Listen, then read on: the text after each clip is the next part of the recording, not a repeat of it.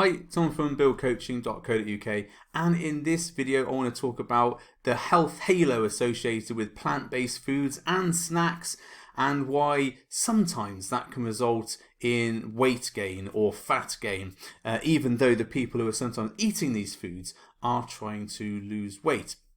Now, if you don't know what the health halo food is or the health halo effect, it's the name given to certain diets such as paleo, keto, vegan style diets, plant-based diets, all those ones which have some sort of restriction or focus. So paleo focuses on caveman eating and eat that our ancestors used to eat.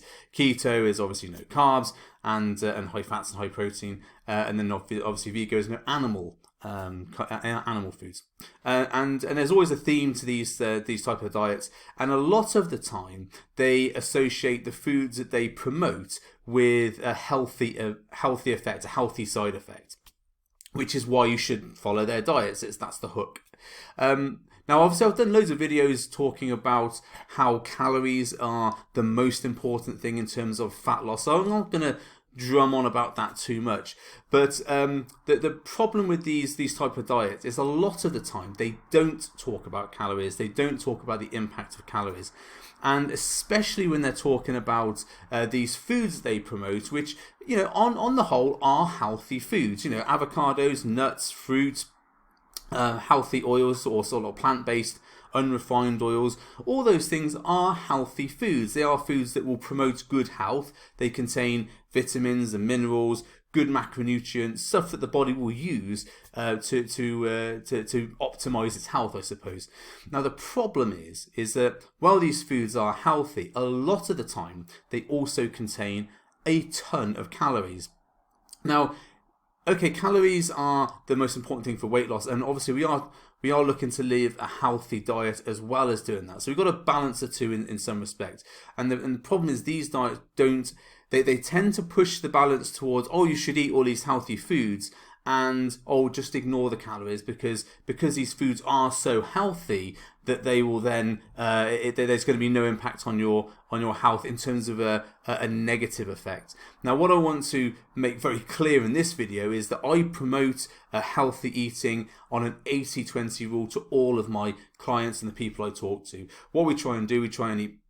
The majority of the time, we're looking to eat clean, if that's the right word. You know, foods that are largely unprocessed, complex carbohydrates, lean meats. If it's vegan, lean sort of protein from plant sources, and fruits and vegetables. That's something that I think all diets should incorporate on a majority of scale. But I also promote that my clients and the people I talk to eat a little bit of junk every now and again, and this incorporates things like donuts, cookies, ice cream, all those things that, you know, are not clean foods if you're talking about diets which promote these clean eating or this healthy eating.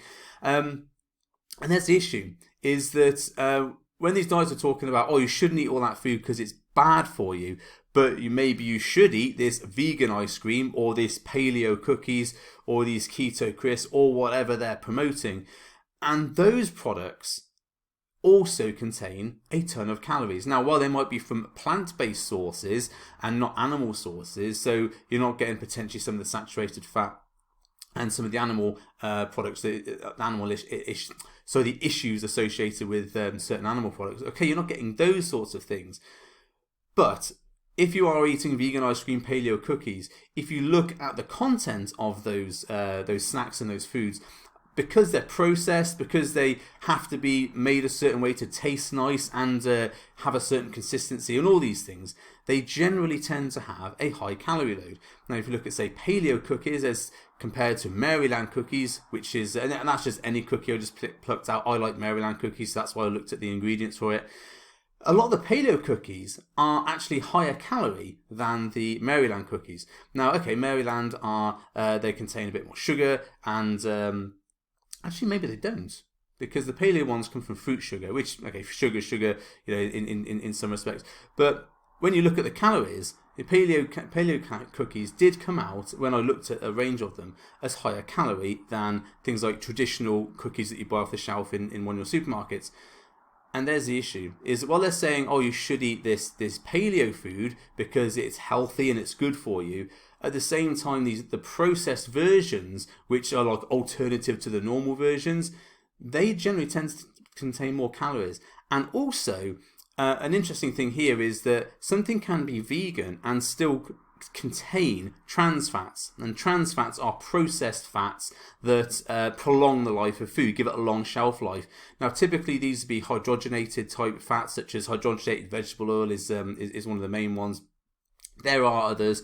Anything with a very long shelf life and has natural products in it is generally going to have some of these things added to prolong the shelf life of it, which then brings on to the other point is that although they're saying, oh, these foods are healthy, as in eating vegan is healthy, eating paleo is healthy, all that sort of thing, and on the whole it is, because it's unrefined plant-based sources and all those things are very good for us.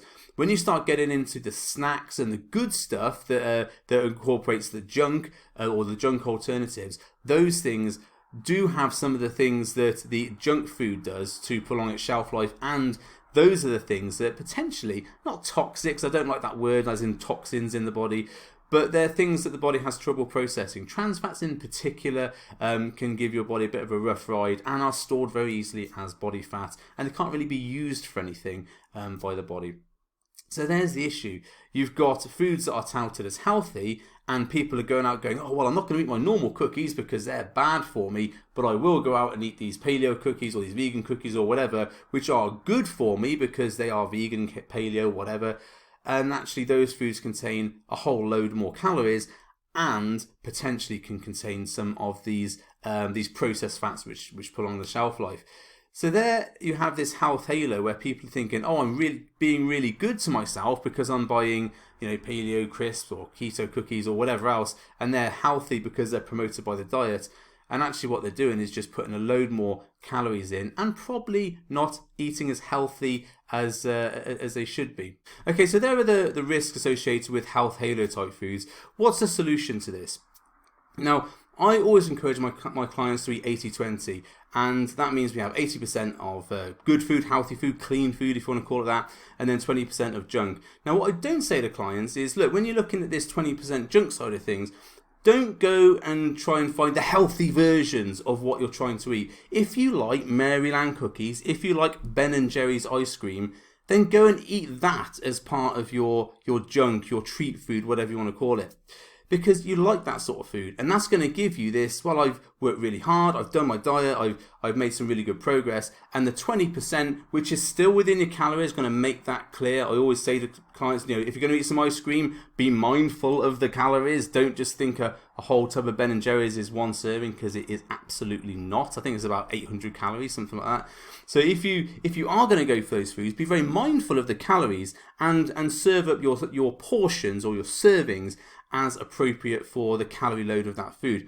Now, here we have a couple of things. First of all, we're still being mindful of what we're eating. We're not eating, being directed to eat by some sort of like, oh, this must be good because it's healthy directive.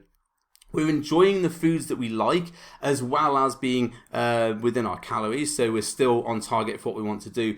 And we're also learning how to incorporate those foods into our everyday eating patterns, because that's one of the main problems you have with diets which follow these restrictive, you must only eat these healthy foods type diet, because they say, oh no, you must only eat things that is keto approved or vegan approved or paleo approved, you must only eat that sort of stuff.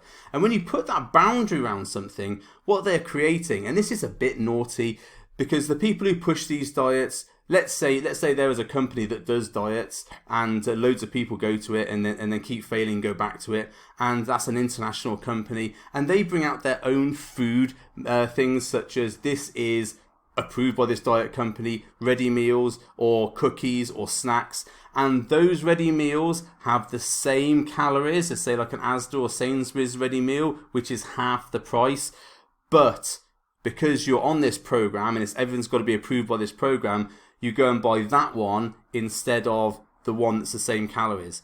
That's naughty, and that's something I don't agree with. You must only buy stuff that is approved by us. What about, look, this is a snack, it's this many calories, or this is a meal, it's this many calories.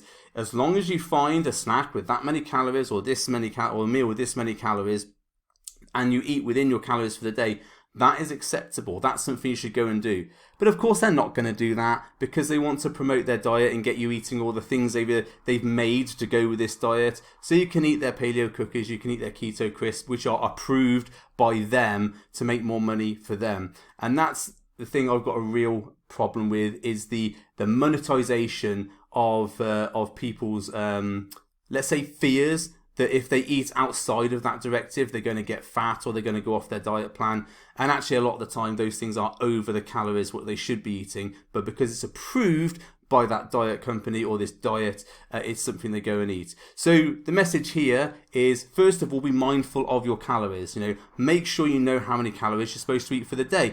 If you don't know how many calories you're supposed to eat, go to my calorie calculator, and it'll be buildcoaching.co.uk/calculator, and that will give you an idea of the calories that you should be eating for the day. Now, be mindful that calorie calculator, it puts you to minus 500 calories. So if you only need to lose a little bit of weight, you don't want to go to that big extreme. You'd be okay with like 300 calorie deficit. So just add 200 calories onto the calculator amount it gives you.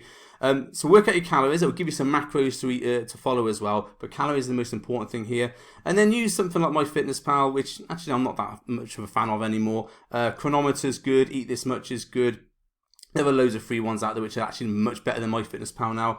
If you go and use one of those and then eat within your calories, if you've got, say, 2,000 calories for the day, work out what's 80-20 of that. So 80% would be 1,600 calories, 20% would be 400 calories, and then assign, okay, well, 400 calories, that's going to be my junk, treat, whatever, cheat food for the day, or I'm going to allocate it over the week or whatever. And then make sure during the day the 1,600 calories you eat are the ones that are important, so filled with healthy fruits and veg, lean meats, complex carbohydrates, and make sure you hit your protein target. That's important. And then what's left, the 400, you can either have or not have. And here's the important thing: you don't have to have all your snacks and all your treat food in the day. If you want, you can save it up for the weekend and have a bit more on the weekend. A lot of my clients do that. It's called the 5-2 type diet. Although the 5-2 diet is a bit more extreme. It's like eat nothing from Monday to Friday and then eat a whole ton on the weekend. So it's actually going towards eating disorder, but it does work for a lot of people. My version of that is less extreme. It's like moderate calories during the week and then a little bit more on the weekend. As long as you're averaging your calories out over the weekend, over the week, over the 7 days, and you're eating the same amount of calories on average, you'll be absolutely fine. And there is some stuff I've done on calorie banking, which you can see on my YouTube channel. So that way you can allocate, you can eat healthy and clean and do whatever you want to do in that respect, and then you can have all your treat food that you want, and you're staying within your calories. Make sure you look at those portions though, because a whole ton of ice cream is a whole ton of calories. So make sure you have weighed it out and you know exactly how much 200 calories of ice cream is, because it's not a lot. Okay, hope that was helpful. Hope it gave you some ideas, some insights. As always, if you have any comments about this, any questions about this, put it into the comments below, and I'll be happy to answer any of those that come along. And I hope you found this helpful. If you like my videos, if you want to see more of these videos, make sure you click subscribe. Sorry, I haven't got a fancy thing that pops up, but just hit subscribe. Give me a like so that YouTube knows that my stuff is useful and helpful for you. And if you reached the end of this video, well done. Thanks for sticking around. I appreciate your time, and I hope it has helped you. See you on the next video. Bye for now.